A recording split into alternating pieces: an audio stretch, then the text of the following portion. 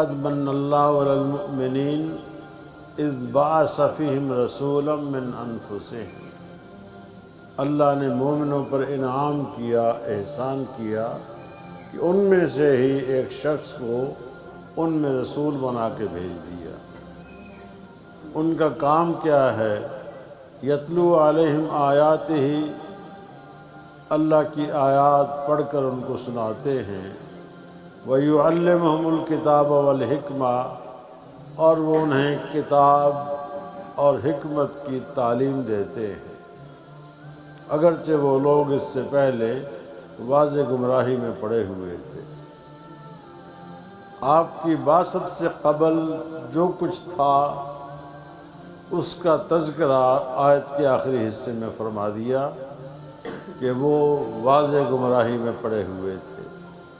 اس گمراہی سے نکالنے کے لیے آپ نے لوگوں کو کتاب سکھائی، حکمت سکھائی۔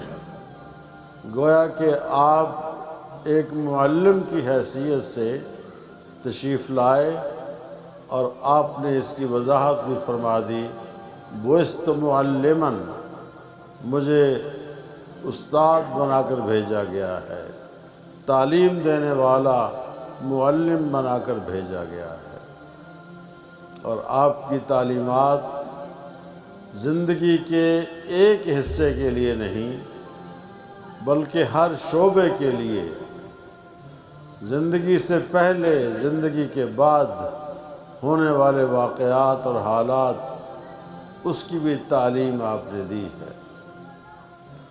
معلم انسانیت نے دنیا میں آ کر ایک انقلاب برپا کر دیا۔ وہ جو راہزن تھے رہبر بن گئے، جو لوگوں کی عزتیں لوٹتے تھے وہ لوگوں کی عزتوں کے محافظ بن گئے۔ یہ آپ کی تعلیم کا اثر تھا کہ لوگوں میں شعور پیدا ہوا، انہیں زندگی گزارنے کے اسلوبوں کا پتہ چلا،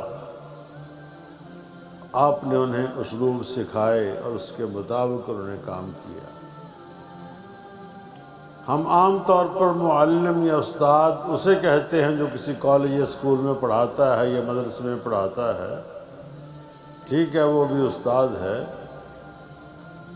لیکن رسول اللہ صلی اللہ علیہ وسلم نہ کسی مدرسے، اسکول یا کالج میں پڑھے اور نہ کسی اسکول کالج میں پڑھایا، بلکہ پوری کائنات کو آپ نے تعلیم دی، اور آپ کی تعلیم کے زاویے عام لوگوں سے مختلف بھی تھے، اور تعلیم کے لیے میدان بھی مختلف تھے۔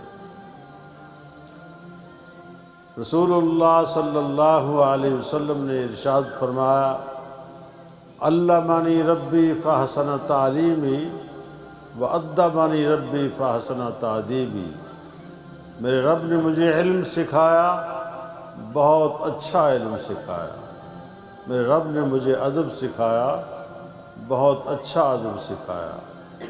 یہاں علم سے مراد معلومات ہیں، اور ادب سے مراد معاشرے میں زندگی گزارنے کے اسلوب ہیں۔ جہاں آپ نے اس بات کی تعلیم دی کہ ایک اللہ کی عبادت کرو، اس کے ساتھ کسی کو شریک نہ بناؤ، اور میری اطاعت کرو، اس کے ساتھ ساتھ زندگی گزارنے کے طریقے، اسلوب اور آداب بھی بیان فرمائے۔ حتیٰ کہ وہ مسائل جن کا عام انسان کی زندگی سے تعلق ہے اس کی بھی آپ نے تعلیم دی۔ چونکہ آپ معلم بن کر آئے تھے، آپ نے اپنا فریضہ ادا کرنے میں کوئی کوتاہی نہیں کی، حتیٰ کہ آپ کے مخالفین یہ کہتے تھے کہ آپ کے نبی آپ کو معمولی باتیں بھی سکھاتے ہیں۔ صحابہ کرام فخر سے کہتے کہ ہاں، ہمارے رسول ہمیں چھوٹی چھوٹی باتیں بھی سکھاتے ہیں، ہمیں پیشاب پاخانے کے آداب بھی سکھاتے ہیں۔ تو آپ نے معلم کی حیثیت سے انسان کو ایک کامیاب زندگی گزارنے کے طریقے سکھائے، تاکہ کوئی شخص یہ نہ کہہ سکے کہ مجھے خبر نہیں ہوئی، فلاں مسئلے کے بارے میں میرے پاس علم نہیں ہے۔